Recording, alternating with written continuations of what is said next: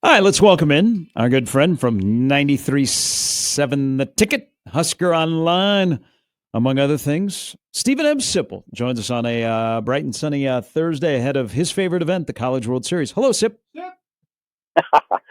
Gary and Matt. Yes.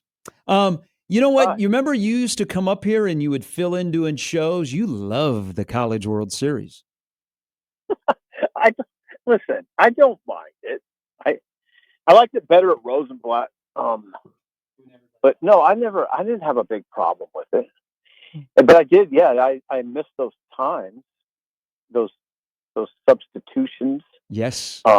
Going out to the stadium and wherever it was. Sometimes no, we weren't in a tent. We were actually in a building. But yeah, it was fun with Josh. Me and Josh had some very spirited conversations. Yeah, they were good times. But will you be making the journey? Will you be making? No, I don't have any plans to at all. No, I almost say unequivocally no. Okay. Not that I have anything against it at all. I'm just busy. Just have a lot going down. Yeah, you do. And we'll talk about somebody who popped into your show yesterday. I saw this yesterday because we're at the end of the athletic season. Track and field championships are going on. Last year, we talked about the Directors Cup. And to be honest, Sip, I didn't pay much attention to the Sears Cup, Directors Cup until Bill Byrne brought it up. And it was a big deal for Bill Byrne for Nebraska to be good in all sports. Last year, Nebraska finished 22nd in the country, and that was their best since 2010. They're going to eclipse that this year, where it looks like they're going to finish 19th. And before that, we don't need to talk about that because Nebraska was like a distant way down. How big of a deal? Because I know Trev's philosophy on it. How big of a deal is like doing well in the Directors Cup for Troy Dannon? I think it's important to an AD. It might be written into his contract what a finish like that might mean. I don't think that it captures the sporting fans' imaginations like it used to. It doesn't seem like it's tracked in the media as closely as it used to. Mm-hmm. I think most places you'd go wouldn't even know what you're talking about. I feel like in Nebraska, because we're such a fervent fan and media base that we do follow those things a little bit, or maybe a lot in some cases. But I think if I was the AD, it would be a big deal. I just don't know how big it is to the average fan. Although I would say this, I attach great significance to it. I think it's important. I mean, it for obvious reasons. Mm-hmm. You definitely want to be in the top 20 and not outside the top 25 where Nebraska's been. So yeah, it's good. It's good for Troy Dannon. It indicates a lot. I think it indicates a lot. I mean, indicates that there's some degree of good culture in your athletic department, that the coaching hires, not necessarily that he's made, but just coaching hires of past and present are hitting. Mm-hmm. It's a lot. I think it means a lot to me. It used to be on. I feel like when I used to watch SportsCenter, they used to show the standings all the time of the Directors Cup. Yeah, and give updates on the Directors Cup, and I have not seen that at all the last couple of years. But Steve, you and I were at the Battle at the Boneyard together. We had a good time. We sat down. We watched a little Trae Taylor, watched a little Ahmad Hudson. We exchanged notes, but there was an interesting convo that you and I had very briefly, and I want to kind of give you the floor here to just talk about a certain player, and I'll just lay it out this way. Do you think Dayton Raiola is getting overlooked?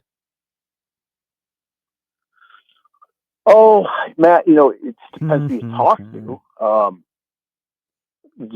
Yeah, I guess by and large, yes.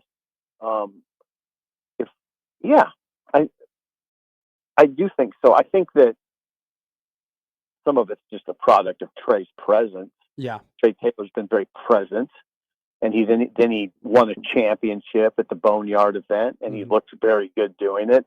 I mean, for the sake of balance, we should note that Dayton just took his Buford team to Georgia to a 7-on-7. A 7-on-7 camp, I think it was, and lit it up. I mean, Dayton had a Dayton did very well at the Georgia camp. So Dayton, I don't think Dayton worries about it. That's probably the main thing. I don't think the Raiola family worries about the attention that Trae Taylor's getting. But I do think that, yeah, Dayton gets a little lost in the shuffle, in part because Trae has just been so present. I mean, he was here all of last week at the Graduate Hotel, with his mom, and he's at the camp. He's on campus every day.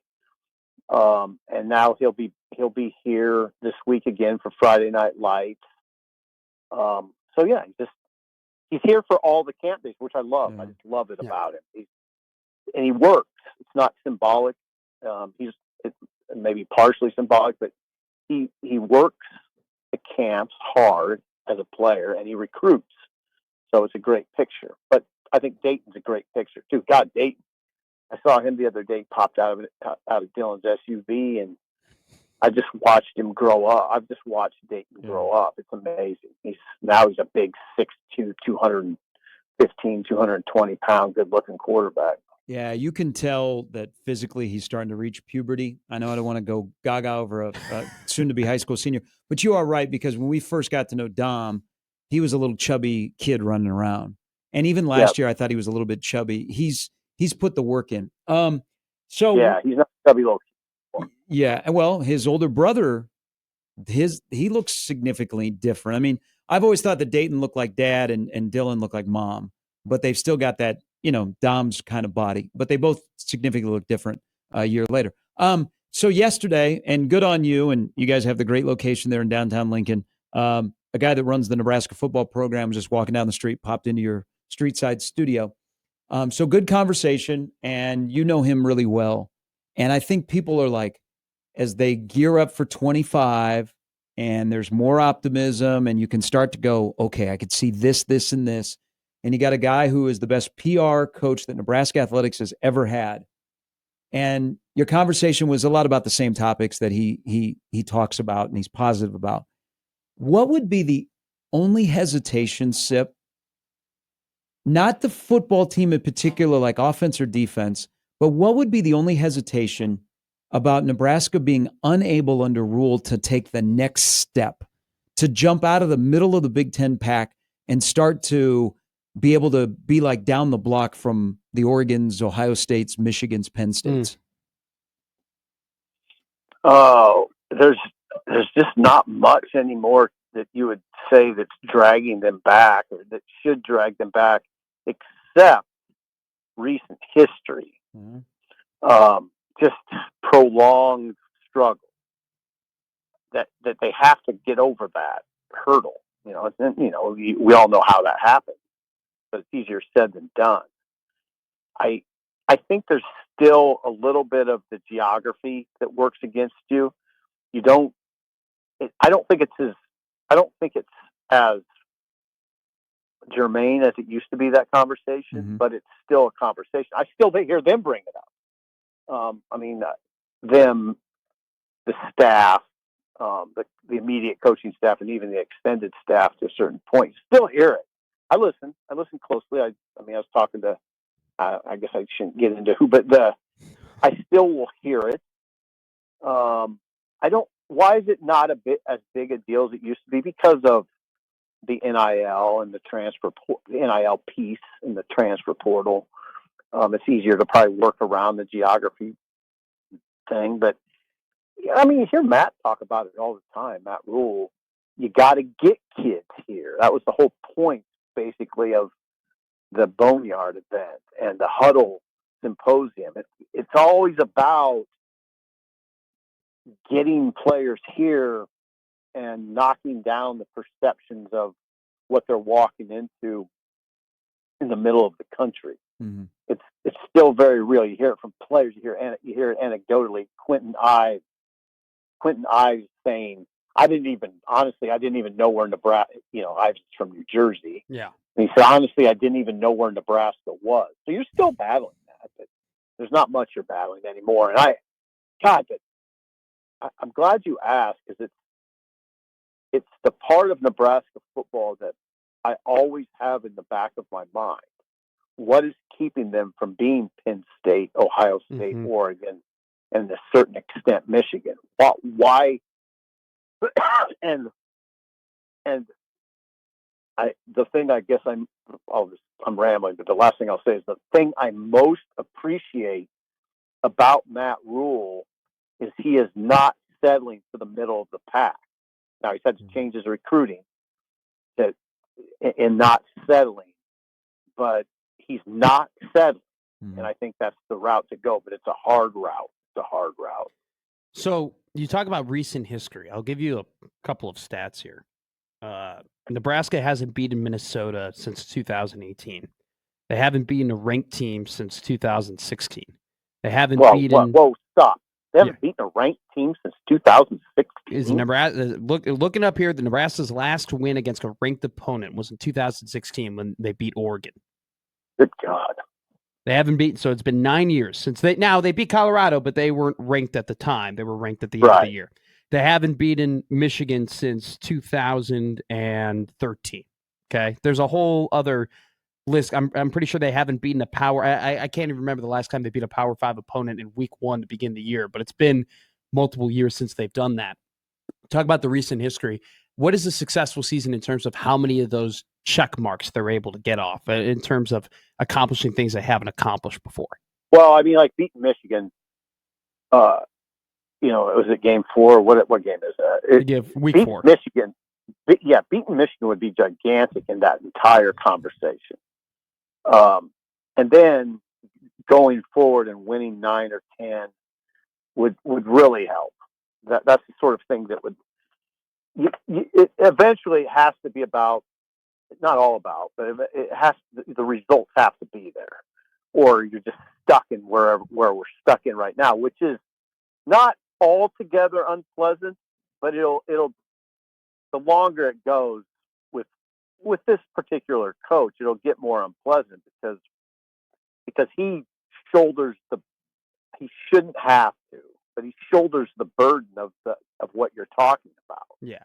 Right? He shouldn't have to. It's not fair, but he shoulders the burden of Nebraska not having to win against a ranked team since they beat Oregon without that good running back. He went out early, which I always thought, I don't know how that game would have looked like if they had Royce Freeman in there, Oregon. They didn't. Or would have stopped going for 2 all the time after a score. Right, exactly. So, he shoulders that. So eventually you gotta beat a Michigan. And it can't be a far-flung notion to win at Penn State. It can't be your fan base going, well, you're not going to win at Penn State, but you can still have a good season. No, I mean, if you're real, if you're Oregon and Ohio State, then you go to Penn State with a chance to win. Now, they did that against Ohio State last year, but they got beat 56-7 at Indiana. I mean, you can't see a world right now where Ohio State's going to lose 56-7 to Indiana, that Oregon's going to lose 56-7 to Indiana. That world doesn't exist. Nebraska's got to get to that world. There is that block that, guys that just got here figure out. One thing from this past weekend and the first commitment to come out of the weekend is an offensive lineman. And he's, the conversation sometimes gets very awkward or rides the ups and downs. Give me your current vibe on Donovan Raiola and the whole package. Developer as an offensive line, and then also as a recruiter as part of this staff. Well, the recruiting part's looking better and better. Mm-hmm. I'd say in the last year and a half or so. And right now, he's in really good shape because they got Waterman.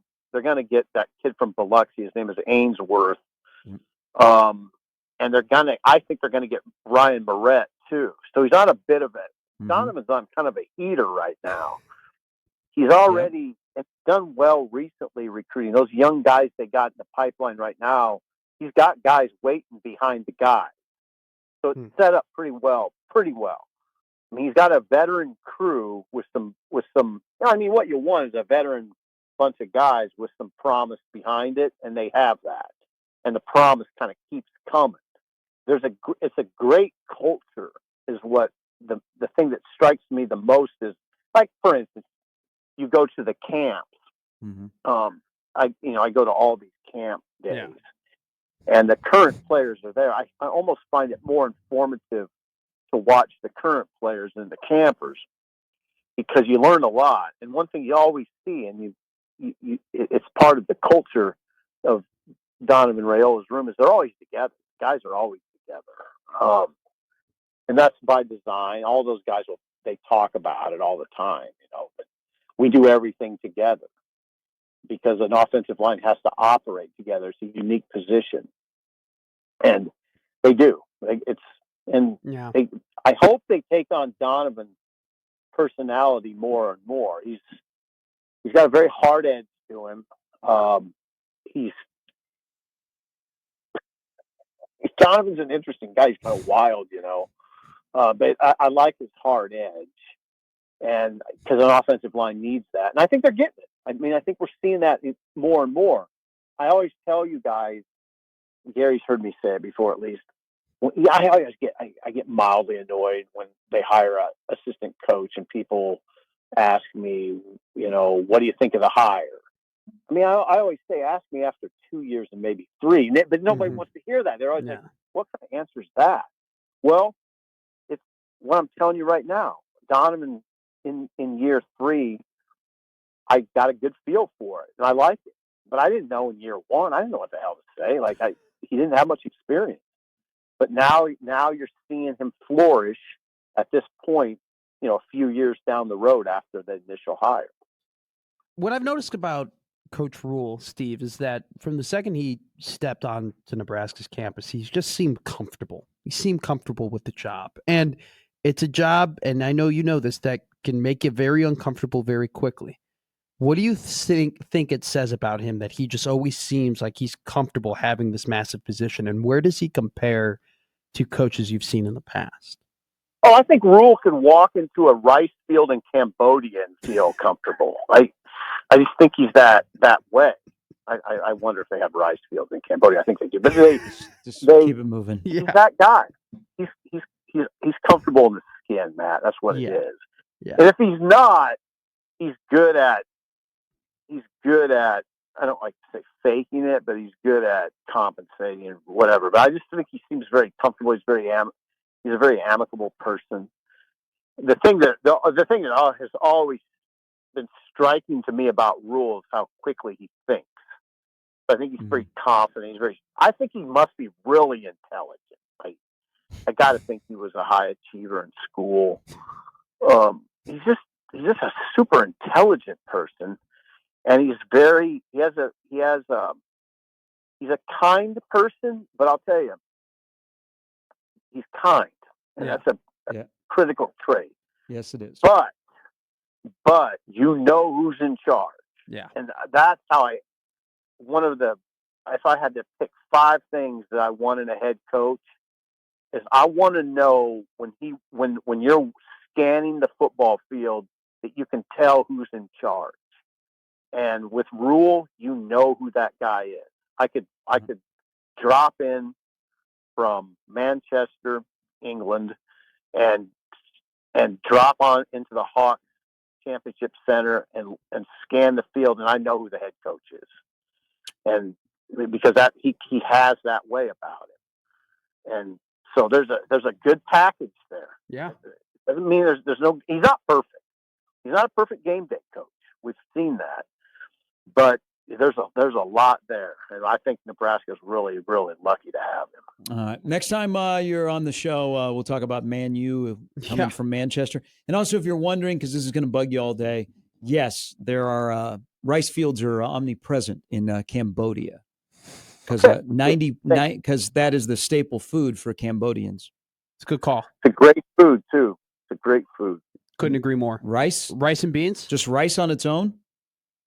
Oh, I get scallops, broccoli, and steamed rice. Yeah, at least twice a week. Yeah. Throw that couscous in there. If you throw some couscous with the scallops and broccoli, it's a great combo. I don't know what couscous is. It's a different form of like rice in a way. It's really good. Okay. It's like it's with more butter and fat. Okay. All right. Okay. All right. You can get that at the cafeteria next time. Sip, as always, thanks for your time. Have a great end of the week. A great. What do you mean by cafeteria? Are you suggesting old folks' home? Is that what you're doing? No, I mean, We're not suggesting anything. Some of us go to a cafeteria. You might have a cafeteria where you work at. I think I know what you're suggesting. Take care, guys. Thank you. Thank you. See you, Sip.